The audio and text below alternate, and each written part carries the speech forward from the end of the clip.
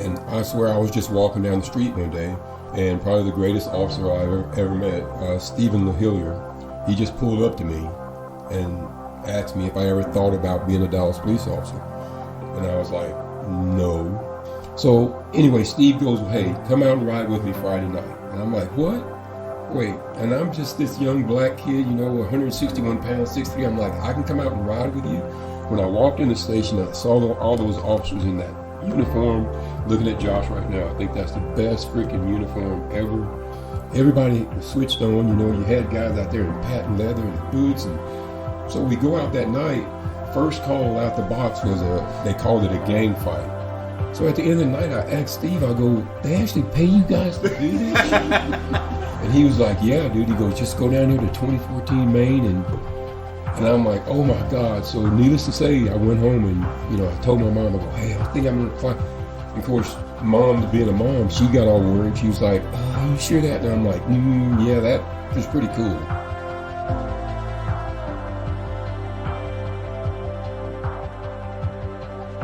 I think the Dallas Police Department did such a great job at the academy. I mean, when I came out of the academy and I went through my first 3 years, it was a whirlwind. I mean, I was out there working nonstop. It was my goal to answer as many calls as I could, write as many tickets as I could. I was going to literally save the world. That's exactly how I felt. When I got that badge and that uniform, I was like, it's not going to get any better than this.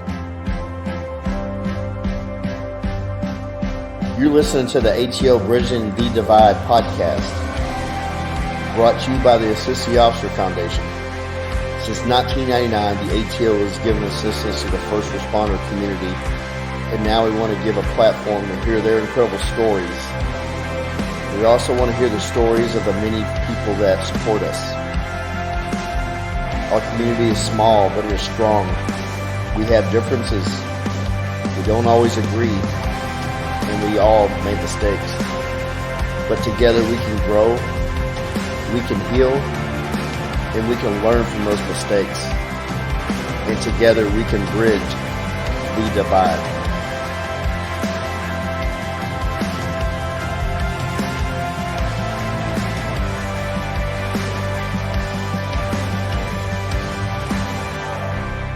I would like to welcome all of our listeners out there today and give a sincere thank you for joining us.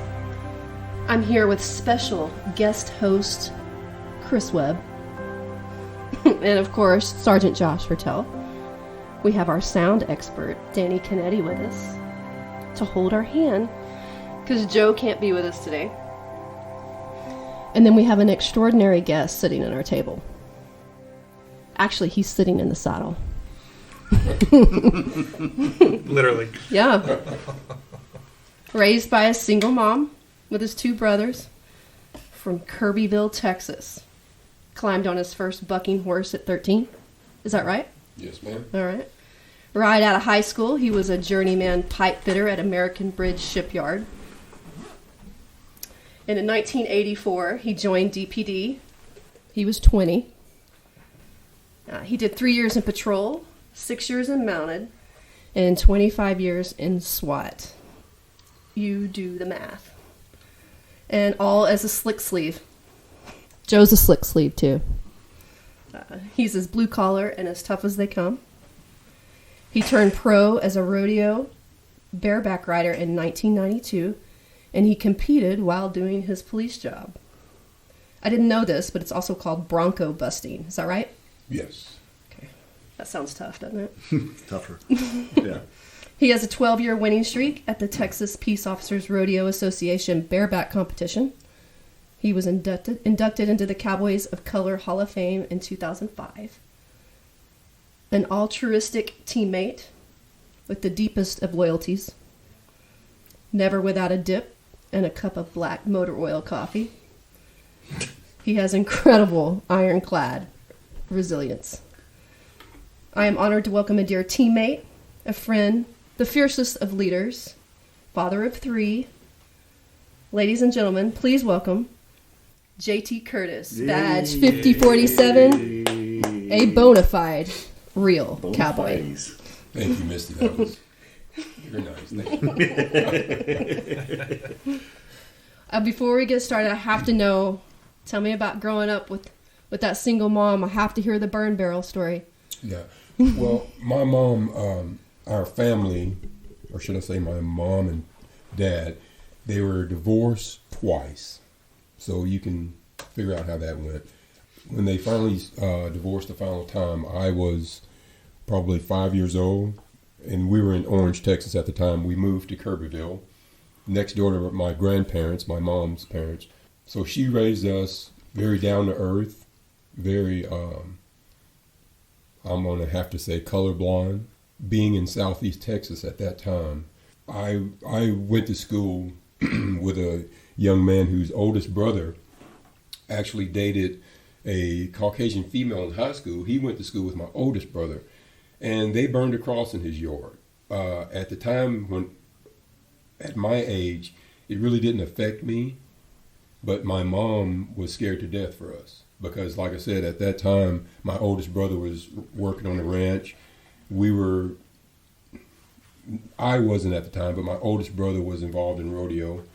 So she was scared to death of us traveling around doing that stuff because we hung on to my oldest brother's coattail whenever he was rodeoing. So she was always worried to death about us. So she was very, I won't say strict, but what she said went, because if it didn't, the nearest thing would end up beside your head. As far as the burn barrel you was talking about, so you got 3 boys living in a double wide trailer. She worked the third watch as a nurse in Jasper, Texas, which I'm sure everybody knows where Jasper is. So when she would come home, if you had anything laying out on the floor or you didn't put something away, she'd go, hey, you need to pick that up. And if you didn't pick it up, the next time she saw it, we disposed of our trash in a burn barrel outside. And that's where it would end up.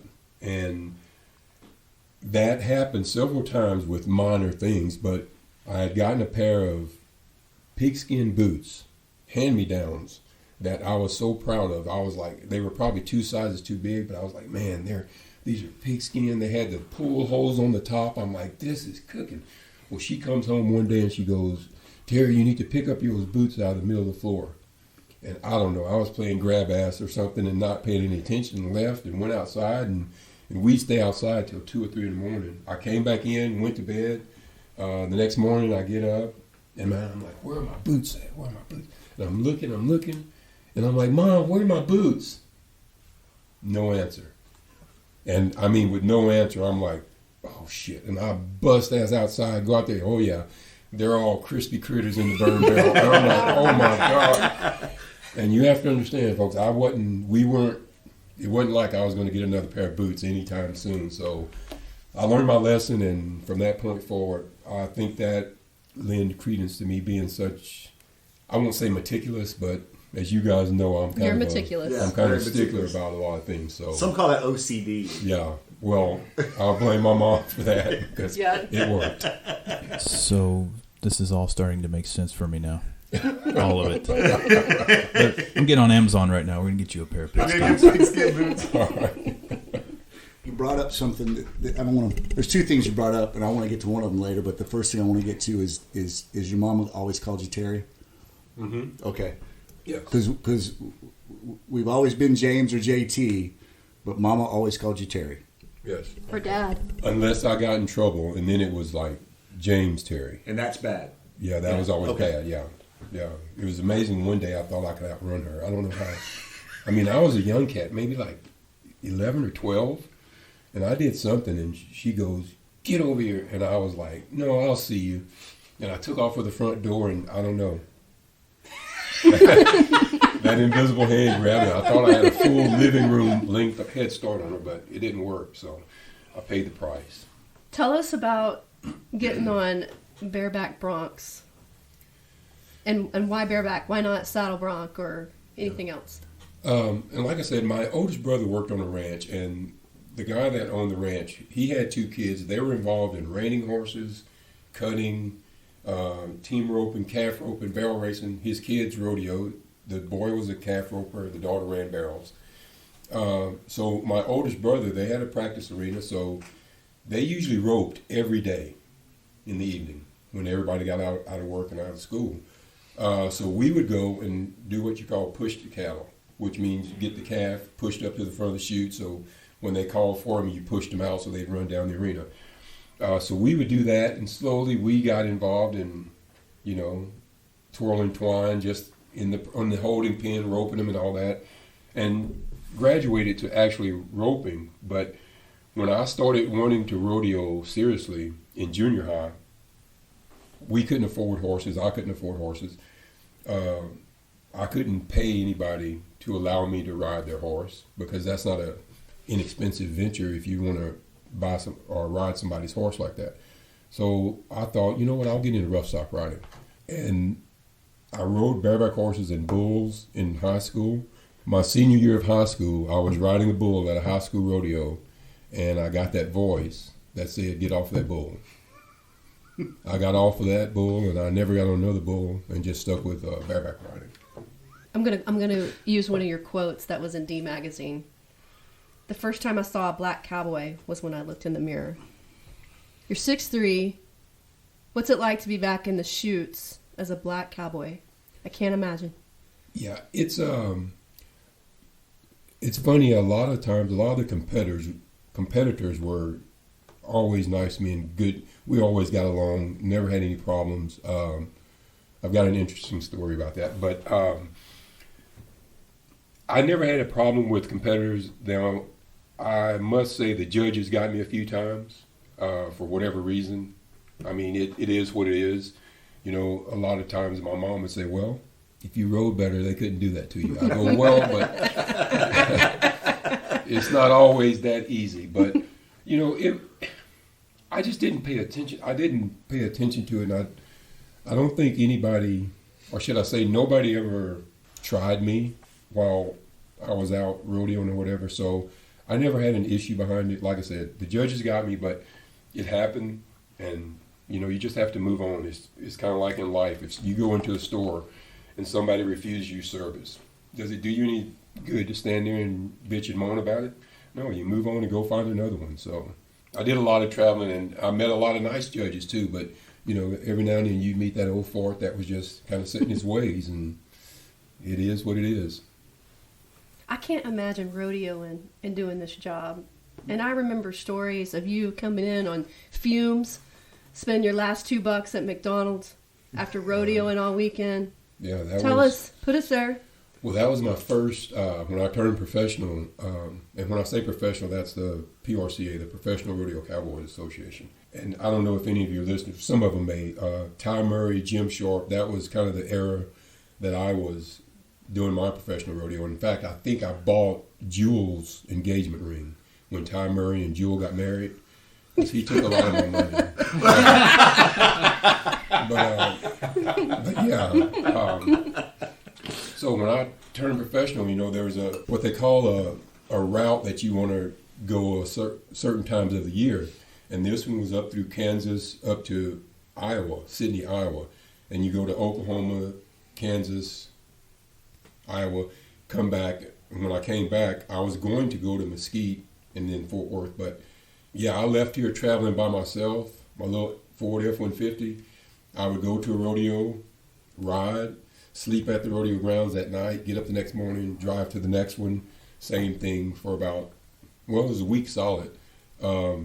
But when I came back into town, what was it? I guess Friday, because I was going to Mesquite Friday night. I had like $2 in my pocket, and there was a McDonald's there on 35. I think it's at Mockingbird, maybe. I don't know, but yeah, I stopped there and I got me a Big Mac, and I was out of money.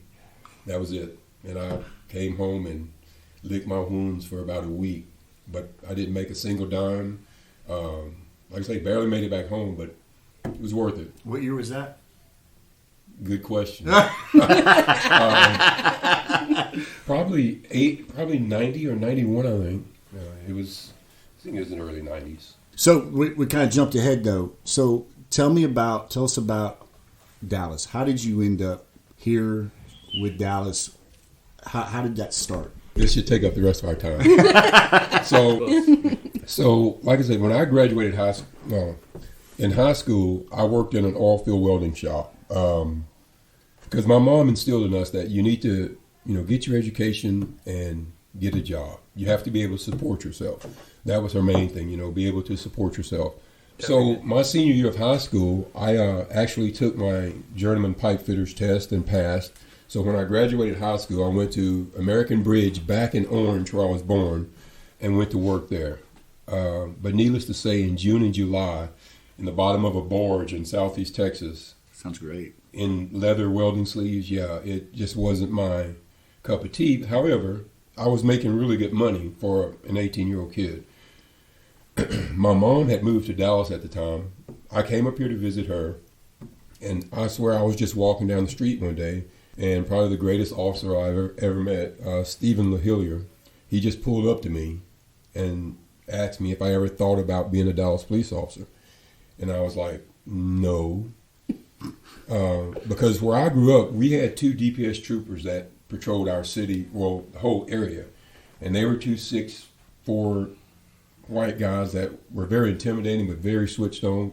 They wore their shit the way you're supposed to. And so anyway, Steve goes, well, hey, come out and ride with me Friday night. And I'm like, what?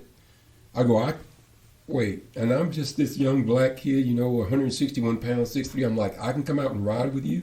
He goes, yeah, come down to the Southwest substation, because my mom was living at this time. And everybody will probably go, what? But at that time, it was a little different. But she lived on Orpage Circle. What? But yeah, so I went down Friday, and then it was so easy. You just went into the station and signed your life away, and you were good to go. But when I walked in the station, I saw all those officers in that uniform. Looking at Josh right now, I think that's the best freaking uniform ever. The department won several uniform contests for years. Yeah. And I said, never change that uniform. But anyway, everybody was switched on. You had guys out there in patent leather and the boots. And then Steve was this huge guy that was very intimidating. His partner was, his last name was Brocker, who I think at one time was an offensive lineman for the Steelers. But he's this big old crew cut white guy. And I'm just like, oh my God, this is crazy. So we go out that night. First call out the box was they called it a gang fight at Illinois and Zang. We get down there, and there's a bunch of kids, but Brocker's in the middle of them, and he's picking them up 2 at a time, 1 in each hand. He goes, are these the ones you want? And the other officers there were like, no. And he put them down, and he picked up 2 more, and I'm just like, I was so not intimidated, but I was so impressed by these guys. I was like, wow. So at the end of the night, I asked Steve, I go, they actually pay you guys to do this shit? And he was like, yeah, dude. He goes, just go down there to 2014 Maine. And I'm like, oh my God. So needless to say, I went home and, I told my mom, I go, hey, I think I'm going to apply. And of course, mom's being a mom, she got all worried. She was like, oh, you sure that? And I'm like, yeah, that was pretty cool. I go, and so I went down and talked to them, and of course they said, well, at that time I wasn't old enough because I wasn't even 20 then, and I didn't have any college hours. So my wife says I'm very, what's the word? I get caught up with something, I have to get it done. Persistent. Fixated. Headstrong? Yeah, all those, yeah. Never heard of that. I think she's called me all of it at some time. But yeah, I went down, I signed up for class at El Centro. I went and talked to the sheriff's department because they had a reserve program that they allowed me to go through. I went through their reserve program, took 12-hour semester class, as many classes as I could through El Centro. Never got my associate, so I'm like illegitimate, but however, the career I had, I don't care. But I got enough college hours, went through the sheriff's program, got a little experience, and just thought, oh my God, this is has got to be the coolest thing. Applied with the police department, got on, and yeah, that. Did you have any relationship with those officers before they stopped and talked to you? Did you ever? They just randomly stopped and said, like, hey, there's only Stephen LaHillier. No, he didn't say big. Like I said, I was 6'3". Yeah, you were 161 pounds. Yeah, and he just pulled up. He approached me from behind. He pulled up next to me, And I was like, because I can tell you, I was walking, what is that, southbound on Keast between Polk and Be Royal westbound. Thornton. Be westbound. Okay. Yeah, east-west, Keast right there. Yeah, whatever. Yeah. Yeah. And he pulled up from the back and pulled up next to me and goes, "Hey." I go, "Yes, sir." He goes, "Have you ever thought about being a Dallas That's police crazy. officer?" I'm like, "No, sir." He goes, "Well, you should come out and ride with me Friday." That's all it took. Yeah, and I tell you, I probably should sign my pension check over to that guy. No. Steve's a good You know guy. what they did? They noted the lean silhouette. They noted the eyes sharp as a hawk. That's fantastic. Again, we talk about this a lot about being a calling. I mean, that was truly you were called to it, and I think the proof's in the pudding that whatever he saw in you in that short amount of time was not even probably him doing that, right? That was the gateway for you to be where you're supposed to be. I think that's fascinating, and it shows the impact that officers have on people in every interaction they have with them. Every day, there's an opportunity to make an impression, a positive impression on somebody. When we get caught up in the us versus them battle that we always get into, but when that officer took 1 second to just say, "Hey, why don't you come right out with us?" and it's led to a whole lot that we'll get to in a minute. I think that's pretty impressive. Yeah, I don't know what to say. It's a lot of stuff I never knew about you. It all makes sense in a good way. In a good way, Yeah, okay. very good way. That's how long as that. In a good way. As you started your career, so you are persistent about something. I know that as being a senior corporal with you in SWAT and being your supervisor in SWAT, but also just knowing you as a human being. As you get your college and you start your police career, did you at any point in time know what you were getting yourself into, the life of servitude that you were fixing to embark upon? I know work ethic is very, very, very big in your vocabulary, in your actions. You're one of those people that your actions speak louder than your words. Most of the time you're very quiet, and it's very hard sometimes to get you to speak up and voice your opinion on things. You're very humble in that sense where you sit. But as you started this, I mean, you went to college, you became a reserve with the county, correct? Mm-hmm. And Right. then went to college to be persistent in following this career path that you chose. At what point in time did you look at this from a different light other than seeing these two officers and seeing these squared away individuals that I'm glad you were exposed to? There's a lot of times we look around today and sometimes it doesn't seem that way. It's just a different day and time. But at what point did you realize, what you'd embarked upon as you got into your career? Josh, I don't think I ever realized it until after I retired, because I think the Dallas Police Department did such a great job at the academy. I mean, when I came out of the academy, I was going to literally save the world. That's exactly how I felt. When I got that badge and that uniform, I was like, it's not going to get any better than this. And I went through my first 3 years. It was a whirlwind.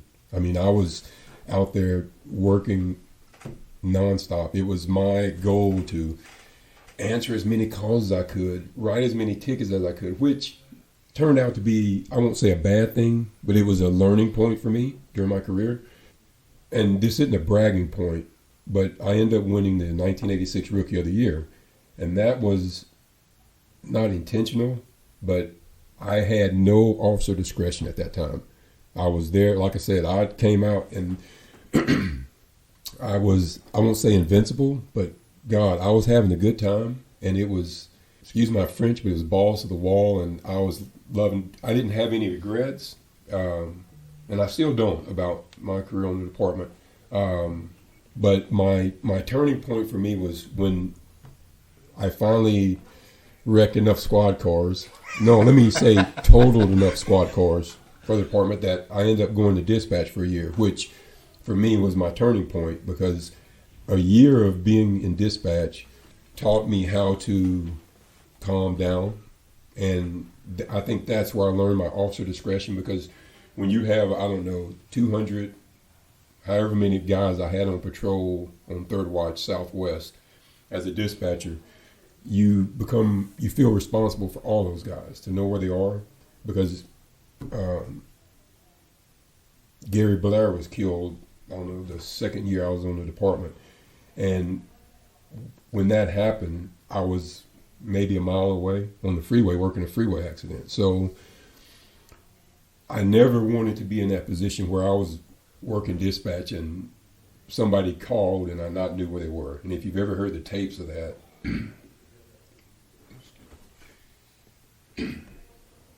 yeah, if you ever heard the tapes of Gary Blair, then you, from a dispatcher standpoint, you would understand what I was talking about. But yeah, And I think you brought up a good point, and I don't know, Chris and Misty and Danny, y'all can chime in on that piece, but what you said is something that kind of resonates with me now. You really don't. I don't think we get into this career path understanding what servitude is, right? You're in a line of work that provides service, but when we're out there doing that, I mean, it's whether it be answering calls or our time in SWAT, whatever it may be, it's you're always taking care of the person next to you, and you're always doing your job and trying to be as professional as you can for the individuals who pay your salary, right? There's a lot of times we deal with things we don't want to deal with and people we don't want to deal with, but we do it anyway. And I don't know that until maybe toward the end of your career, or like you said, you retire and then you look back and think, man, this is a full career, and that's all it is, right? It's just servitude and service to just not from the perspective of people say, well, thank you for serving, right? Well, yeah, but you serve your fellow officer on a daily basis. You serve your friends, your family, and that's all it encompasses. I was just curious. Everyone has their own, their own vision of that or their own ideal of that. So I shall digress. Misty. JT, did you go to Central? Is that where you did your patrol? Southwest. Oh, Southwest. Okay. Southwest. Is there any other station? No, I don't. Oh. They apparently Southeast is a There big was deal. Southeast. Yeah, Right. apparently that's a big deal around here. Oh, I Okay, think I I've guess heard not. about that. I think we have more Southeast officers. That's right. Yeah, whatever. Okay. I got I got a coin for you from Southeast. So. Make him feel special. Y'all got coins, we have a rest, but whatever. You went to Mounted pretty quick. Yeah. Did they recruit you? Well, so actually, when I finished my year in communications, I went to SWAT first. Okay. And that's the interesting part about how I feel the department has gone. So I'm working dispatch, and at that point, to transfer, you just, basically sign your name to a transfer letter and send it up the chain, right? Well, I put in for SWAT, Mounted, and I think that was the only two. Reason being, I saw Ivan Dennis in the credit union one day in uniform, and I'm like, oh my God. And if you don't know Ivan Dennis, he was like this black guy with the salt and pepper hair, this big old mustache, all jacked up and in riding boots. And I was like, that would be somewhere I need to be.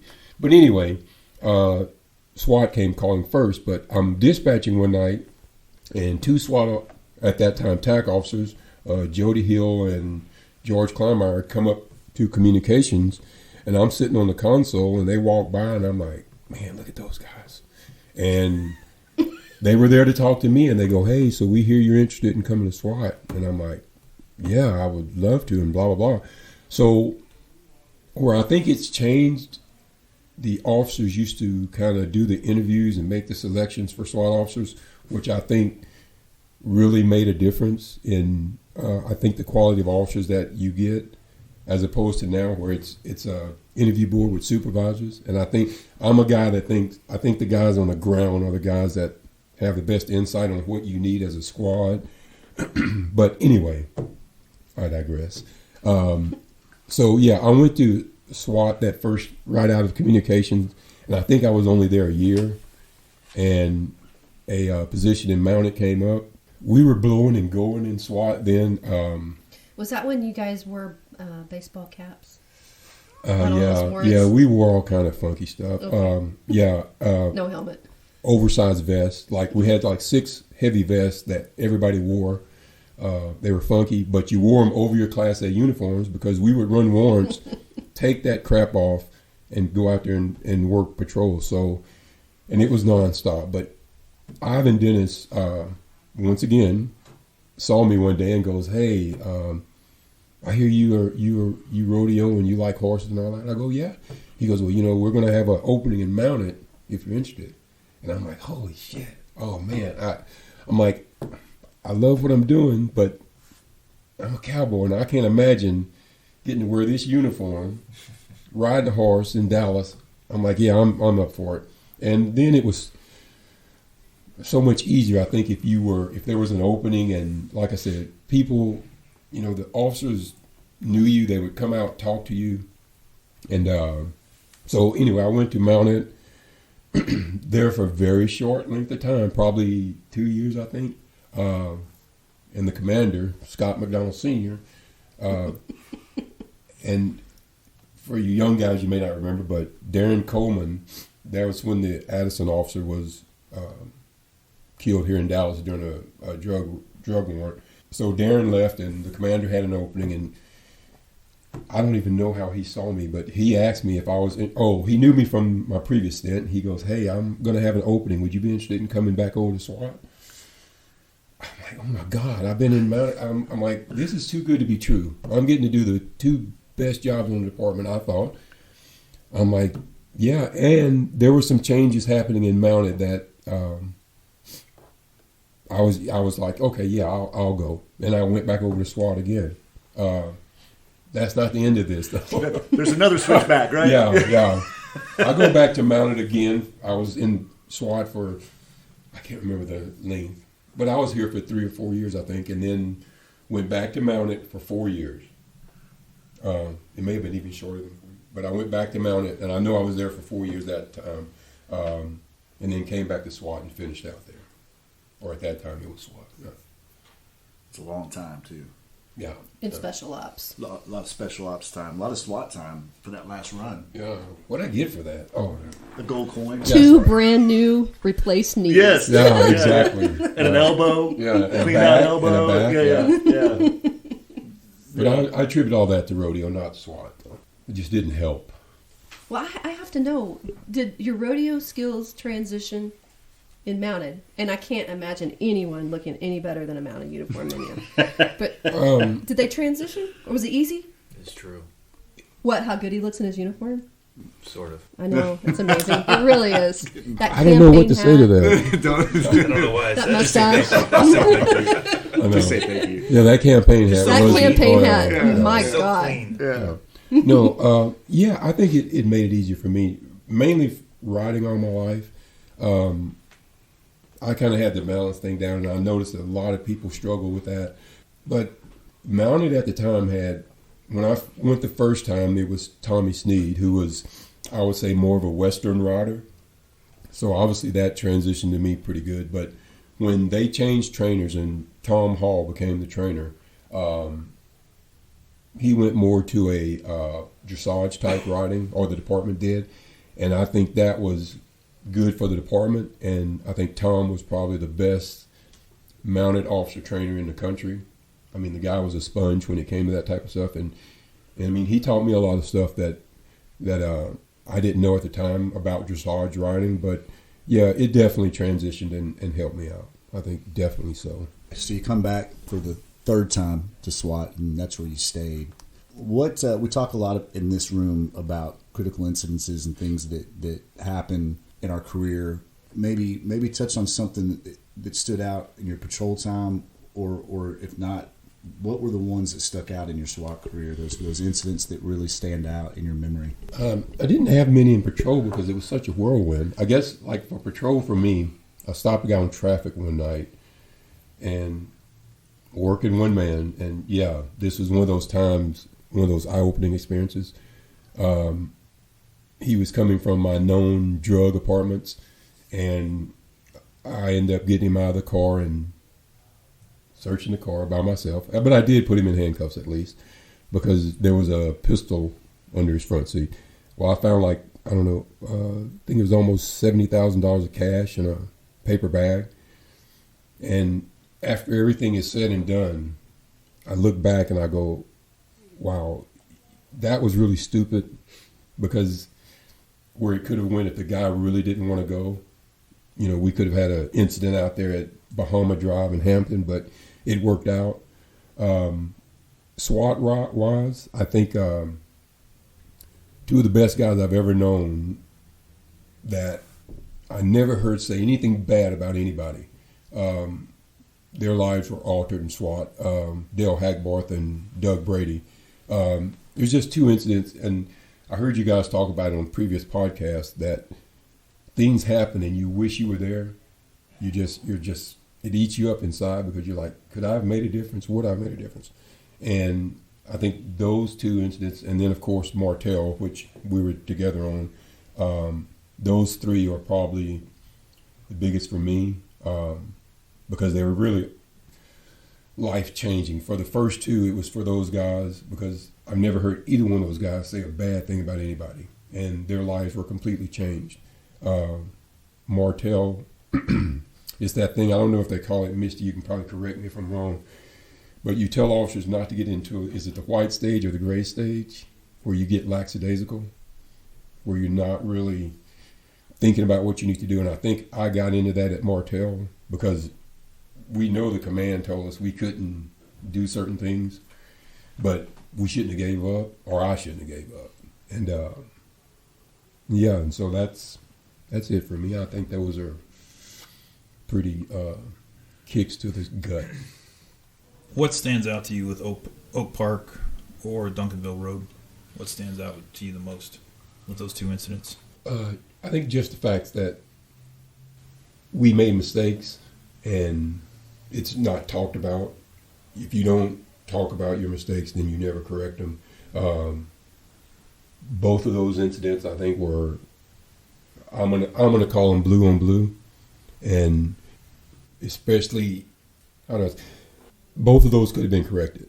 All right, I'm not Nostradamus, and I'm not gonna say. Waiting. It's gonna work its way in. Yeah, but no, I think both of those incidents could have been prevented, and the guys that were there, the guys and girls that were there, we all know, and after the fact, we didn't talk about it because I think a lot of people said they didn't want to talk about it because those guys were injured and that was bad enough, but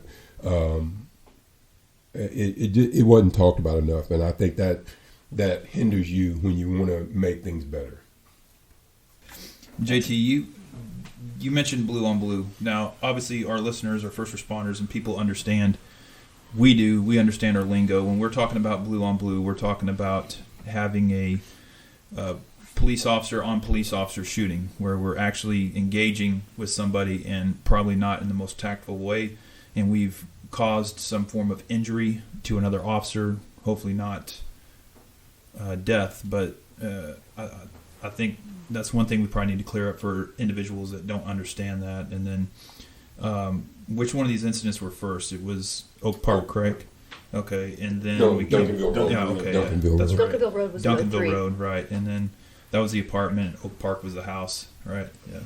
So, you want to go any more depth in talking about those? I think it'd be good for people to hear, just not necessarily the incident particulars via names and whatnot, but just when you have a critical incident like this, and we have something, this is a turning point for law enforcement in general. This is something that we, as we know from our training standard in SWAT, we train this to exhaustion, right? We train our movements, we train our placement, we create our tactics based around our advantages, but at the same time we create tactics that create safe environments for us. It starts on a static range and it goes straight into the shoot house with all the less lethal that we utilize whenever we're doing the sim round training. You know, this is something that we train to exhaustion. You know, in law enforcement in general, you're taught that in the academy, right? This is something that you have to be very critical of, your target and its background, right? And everything else in between. We're responsible for all that. So this is probably something that not only affects the individuals involved, but also just law enforcement in general. I know it affects every single one of us in the room. Obviously, it's something we strive not to engage in. So I don't know if you wanted to jump a little bit deeper into that, or just to touch on the point that I think both of those incidents could have been prevented if anybody on those teams would have spoke up. And I think that's something that I tried to teach in my last few years, is that you take a squad, for instance, we're of 8, right? Now I think we have squads of 8. You've got 16 eyeballs there, 8 brains, of grown, college-educated people who should have an opinion about stuff. And if you see something wrong or you don't agree with something, if you don't say something, then those type of incidents occur. So Duncanville Road was a deal where it snowballed and nobody stepped up and said, stop, hold on a minute. I think that's where the lowest guy on the totem pole could have stepped up and said, no. If you have to grab somebody in the collar, pull them back and go, listen, you got to think about this. This isn't going to work, because one person got out of control, and it snowballed. It took everybody over. Now, I understand it was very hectic. I wasn't in there. I'm going off of what I've been told and what I guess the facts that I've been given. But somebody should have stepped up to that and said, this ain't going to work. Because if you have a squad of operators, then everybody gets caught up in this ball of out of controlness, then those are the incidents you have. Same thing on Oak Park. When the shots rang out, I'm going to call it a cluster. Guys started scrambling and guys started squeezing off rounds, not knowing where they're going. You have to be better than that. And I think we all as a division knew at the time that, certain people didn't need to be there. And there's no the way the department is set up, sometimes there's no recourse. You can go, me being a slick sleeve, I can take it to my sergeant. I hope he'll take it to the lieutenant, but we all get caught up in this deal where nobody wants to hurt anybody's feelings. And I'm one that, my feelings will mend. If I'm doing something wrong, you have to tell me, because if I can't see it, I don't know what's going wrong. So if you don't tell me, then, we go down the wrong path.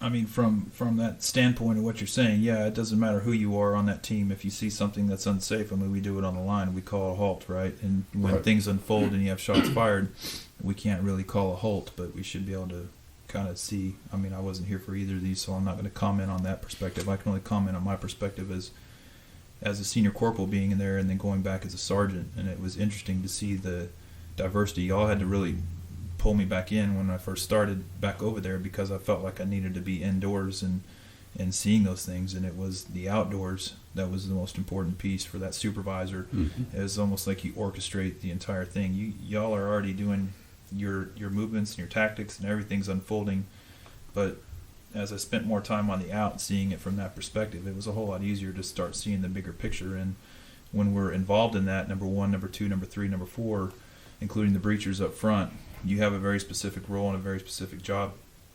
That's why we do all the briefings. That's why we're very particular and very meticulous with our briefings, and people commented that on to us all the time. Well, you guys just keep doing this over and over again. Well, yeah, you need to know that your job. You need to know who's next to you doing their job, and it's for that reason, right? It's for we have our points where we fall back to if need be. We have our points where we start from, but at the same time, it's everybody needs to know the task and role of everyone else, but that's why we train to nauseam with a lot of these things. But being able to see it from the outside was always really neat. And when it finally evolved for me, I was like, wow, this is crazy, because then you can start seeing it all. And it was very interesting. But for our listeners at home that don't know JT, you're a large black man. Thank you, Chris Webb. Yeah. No, you said something earlier.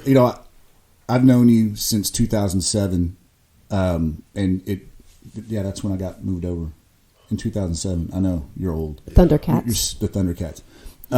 I've known you since 2007. In fact, back my first day, you carried me over your shoulder like a sack of potatoes, and I didn't know. I didn't know who you were. I don't think I can do that now. Yeah. I know Chris has put a lot aside. little fat. But you said something earlier that really stands out to me, because we got to be really, really good friends. We lived by each other. We spent a lot of time together, obviously, in the team. And you said something, and it really stuck out to me, because you say your mom raised you being colorblind, but you were raised in a part of Texas at a time when that wasn't. You were probably the few people that were trying to be colorblind. You literally we're talking about crosses being burnt in yards, something that the rest of us in this room never had to worry about.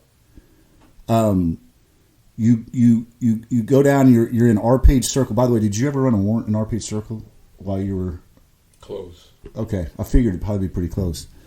You came to Dallas in 80. What was it? He hired on in 84. You hired on in 84. So, and I know you, and I've never felt like what little we've talked about race, it's been so little. You really are colorblind, but yet you are the person that has seen things that a lot of us have never even dreamed of seeing. And your mentality has always, I really feel you've always looked at people for who they were, no matter what color they were, what race they were, what gender they were, when you had every right to not. I mean, and then you go do 35 years in the city of Dallas. Tell me, you say that your mom was the root of that, but yet y'all, I mean, you grew up in a really hard place. I've never heard you be the victim to anything. I mean, you're a freaking man amongst men. Where did that come from? Oh, I wish I had an answer for you, Chris. There's a lot of stuff in there. Yeah, I mean, needless to say, we took a lot of harassment as young black cowboys in Kirbyville, both from black and white. Now, my friends, I mean that, like, we were always called goat ropers, and even here on the department, there was officers that were like, "You're what? You ride bulls?" And I'm like, "No, I don't ride bulls. I ride bareback horse." And they're like, "Oh, you ride bulls? You ride bulls?" And I'm like, So there's been that, I guess that harassment, which maybe toughened me up. I don't know. I don't know, Chris. I don't know. I'm like you said. I judge you for your character, not for your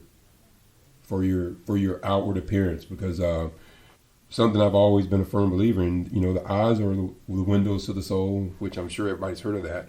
But I think that plays so true. That plays so true. I was on Duncanville Road, the incident that he was talking about, and it was before we were teammates. We were teammates in the middle of my SWAT career.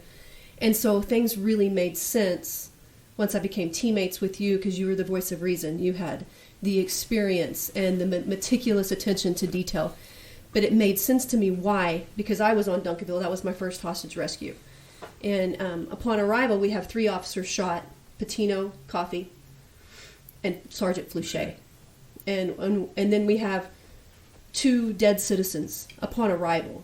And then as it played out, the hostages were saved, and the suspect was in the bathroom alone. And I've got to witness firsthand a team of chaos. And then later on, I see Doug Brady with a fused elbow because of blue on blue. And I watched him come back to SWAT after his injury and pass it one-handed, like the biggest badass I've ever seen. And incredible operator. And so I witnessed that firsthand. And I'm so thankful that I was on a team with you, because, and you understand this too, Chris, we went to you for guidance because you were the calm, seasoned decision maker, the voice of reason, and you believed in preparation. And I understand why, because you had to see your close teammates, friends injured, and even Hackbarth walking around with a limp because of blue on blue. And those things, like you said, can be solved, but I'm so thankful I got to witness it firsthand and learn from you, and the preparation and the meticulous concentration and training. But I understand it. Tell us your philosophy, like your philosophy on training. Let our listeners hear that.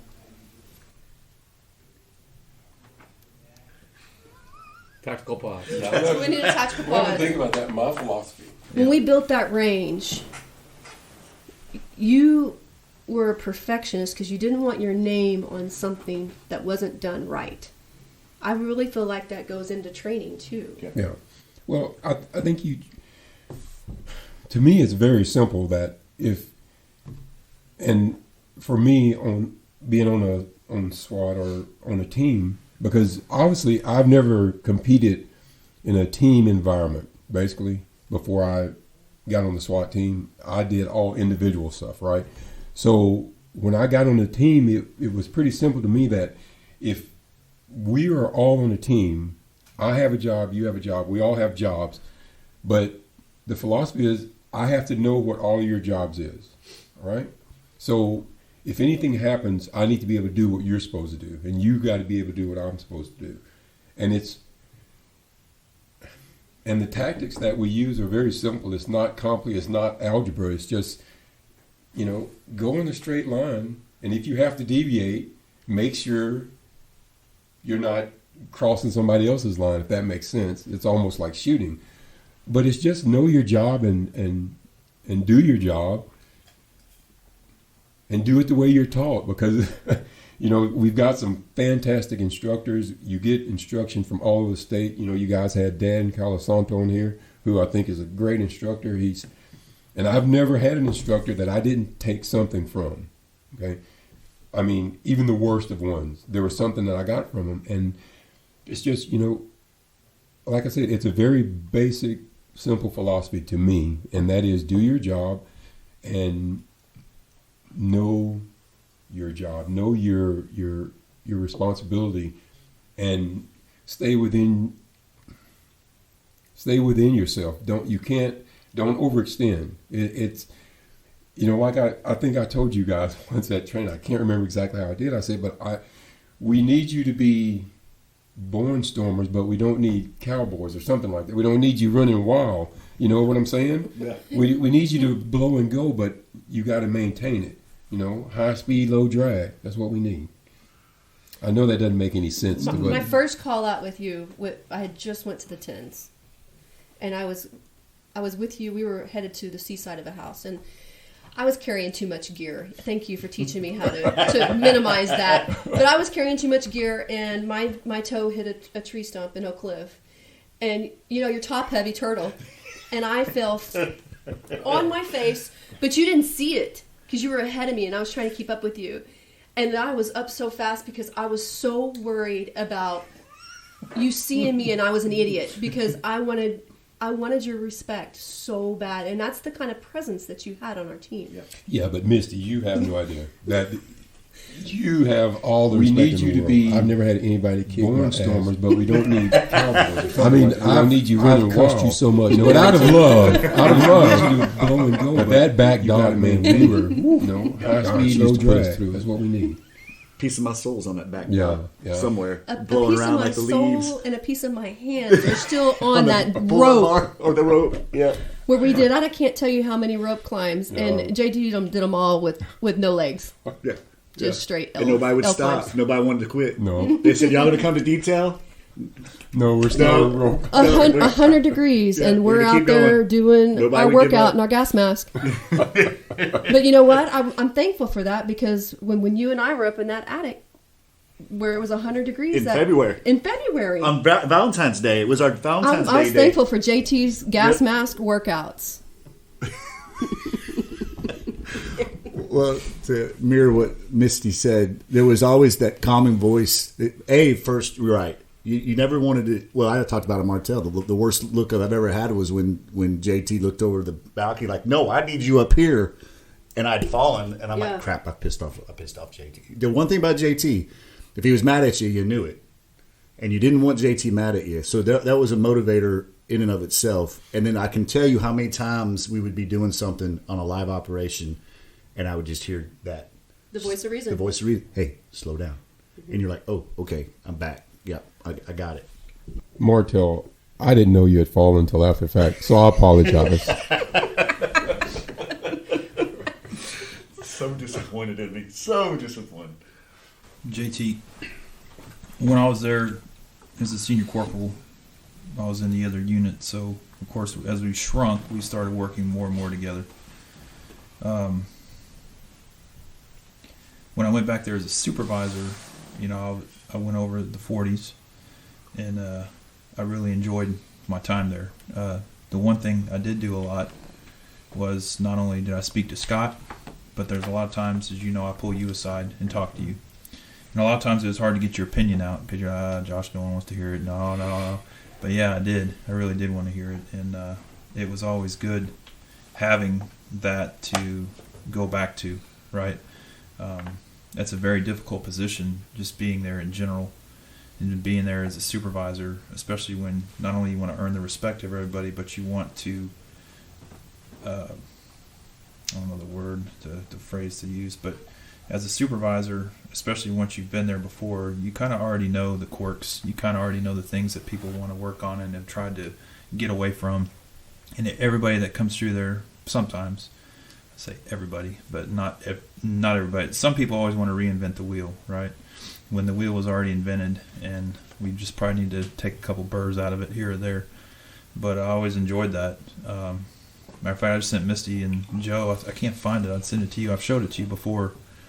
A picture of 30-year-old Josh. And how old are you now, JT? 58. Okay. I can't do the math. You don't look 58. You don't look 58. No. It's like 60. Early 40s, early 40s JT down on that range, and it's funny to look back at that, but then to see how all this has transpired, and then also having you go back over and go to the equipment area, go down and manage all that stuff. That's a no bullshit area too, because it's stuff. There's a lot of upkeep that goes with that, but then having your knowledge and passing that on, I think kind of touches on kind of what Misty was talking about as far as your training philosophy and just your philosophy in general. Yeah. Where's your mom today? Deceased. If she was here, what would you say to her? Because it seems like we all develop our own path in life, right? But your mom was instrumental with you at a very young age, and not only that, but your work, right? It's not easy. I'm not a cowboy, so I have no clue, but I can only imagine. Although I do watch Yellowstone, so sometimes I feel like a cowboy. Yeah. But oh yeah. 4 6s. 4 6s. That's one they mentioned on the deal. Yeah. Yeah. After this is over, I got something to tell you. Okay. But I guess where I'm going with it is not only have you been in the trenches with different jobs, right? Yeah, you came here, but it seems like your mom was instrumental in developing this, and you've carried it forward, right? And just move through your life with that. What would you say to her if she was here today? Obviously, first and foremost, I'd say I'm sorry for all the gray hair I gave her, because needless to say, I gave her a lot in high school. But no, I learned from her. I watched her, and that's where all this comes from. Something my aunts used to say about my mom was that she didn't have a place for the inequities of other people. So like, if somebody screwed something up, she was like, she would get in their butts. But no, I think I got this ethic from her work ethic. That's all I can say. I grew up watching her and what she instilled in us, and pretty basic. Just so I'm sorry and thank you so much. So now, retired JT, dad, granddad, dog dad, most spoiled dog in America, from what I can tell. He has a free run, or is it she? No, it's he. It's a he. I know that you did 35 years, and when I talked to you early about what you were going to do, you were like, nothing. I'm going to do nothing. I'm going to love it. And that's what you've been doing. You've enjoyed your retirement. But transitioning out of this job is not easy for everybody. So I'm sure that in this time that you've been out, you could probably speak to some people who are on the way out or about to leave. Man, what's some advice you would give to people who are on their way out, especially after 30-something years of doing this thing? I think first and foremost, make sure that's what you're ready to do. I was very comfortable with leaving because, like Josh said earlier, I was in tests or the equipment section. I was no longer on the team, which kind of got me a little bit because, man, I still missed it watching those guys do their stuff. And I'm like, man, and like Josh said also, when you're on the outside looking, you see a lot of things, and I'm just like, man, I wish I could still do that. But when it came time for me to retire, or when I thought it was time, I was comfortable with it. And I didn't have any regrets. And I was talking to you guys earlier, I miss it. I definitely miss the camaraderie, but I would hate to be an officer now with the political climate. However, when all this, a year ago started with all the riots and everything, I swear to God, I was looking at my phone like, am I missing a phone call? Because I just knew they were going to call me and go, we need you back, JT. That we need the voice of reason. Yeah, we need you. But the call never came. So Get your gear ready. Yeah, I kicked the rock down the road and kept putting on. But yeah, it's just make sure that you're ready and that's what you want to do. If you're gonna choose another career path, by all means, go for it. But make sure that you have got something to occupy your time and you're going to stay occupied, basically. With golf and working out. Yeah. Is that what we're doing? Yeah. And painting. And planting flowers. Yeah. Painting islands. Yeah. I think they call those honeydews. Yeah. It's amazing. I'm sure Wendy gives you a lot of help planning your day every day. Well, it ebbs and flows, yeah. When I get too comfortable, the list comes out. I got to ask this. So who's the one person that maybe you haven't mentioned that's influenced you or that you feel gratitude towards on this department that influenced you, like helped you? Probably, he's retired now, Sergeant Larry Abney. His wife, I think, was the first female on patrol, maybe, Norma Abney. But yeah, he was my first supervisor in mounted, and I was a little wild and woolly then, and he kind of saved me from a scrape.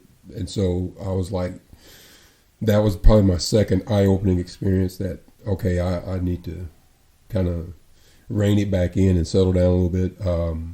But yeah, I probably, Larry, but I'd like to say this, my 35 years on the department, and I know the last 20 so we're in special ops, but I won't say never, but as far as supervisors go, and I've had a lot, but I've only had two that I really did not agree with. Right, so I say that to say that I think the department is doing a good job with their supervisors, or they were while I was there. Josh was one that was, I just never had a problem with him. So I think they all influenced me because, like I said, I grew up on this police department. I think this was, I guess, my training ground for life. I was on this department, so it's a plethora of people. The commander was definitely a good guy. Yeah. Was the commander the best SWAT supervisor? I know I'm putting you on the spot. Well, I tell you what. I'll say for his generation, yes, and I think the second I would have to put second behind him would be Eddie Fuller.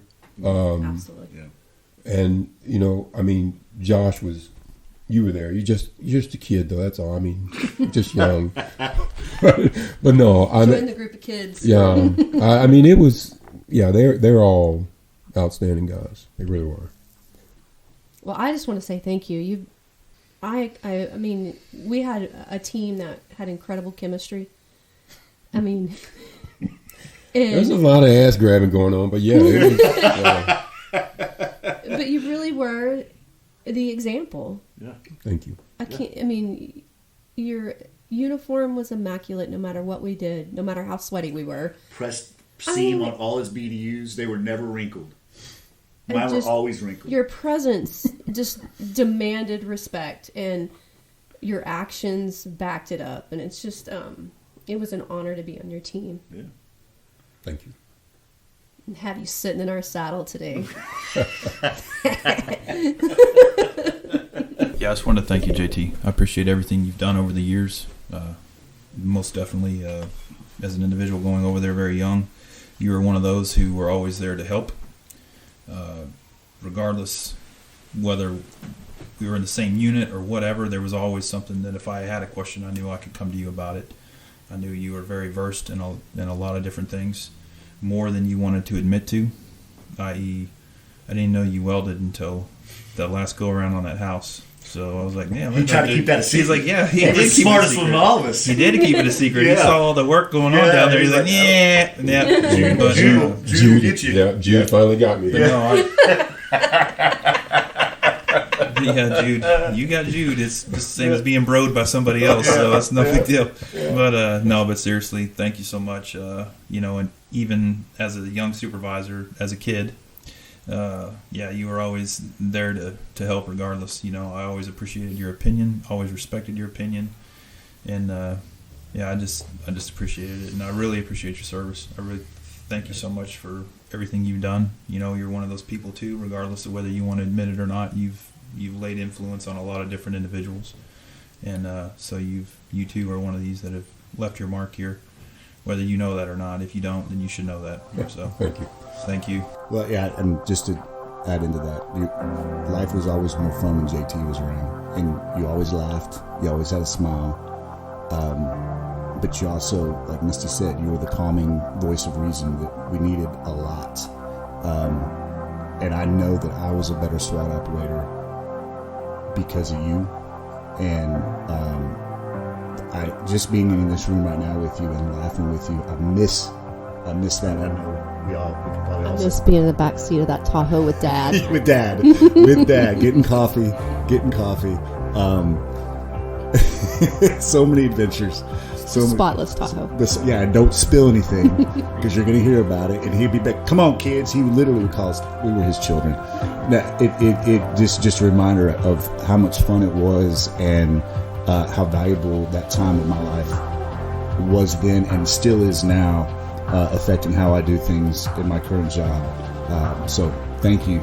And I'm still mad at you for moving. You should have stayed my neighbor, but whatever. I think we're good. We could wrap it up. It's a good way to end it, as Joe would say. Ladies and gentlemen, badge 5047. Hey brother, hey sister, I'll never give up on you. Hey Mrs., hey mister, I'll see this all the way through. No matter how far the sun and the moon, I'll never give up on you. Down when you're lonely, I'll pull you up. Life leaves you heavy when the going gets tough.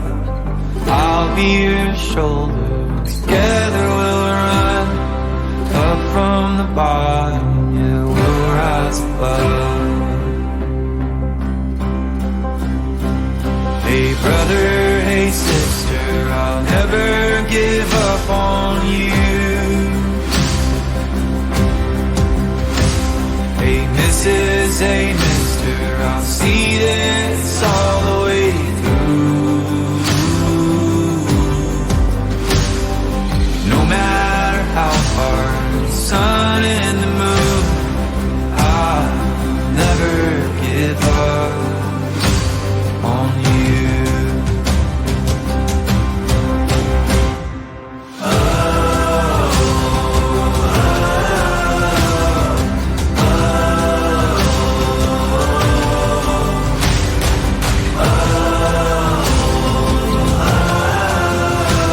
I'll never give up on you. Hey brother, hey sister, I'll never give up on you. Hey Mrs., hey mister, I'll see this all the way through. No matter how far for the gold and the blue, I'll never give up on you.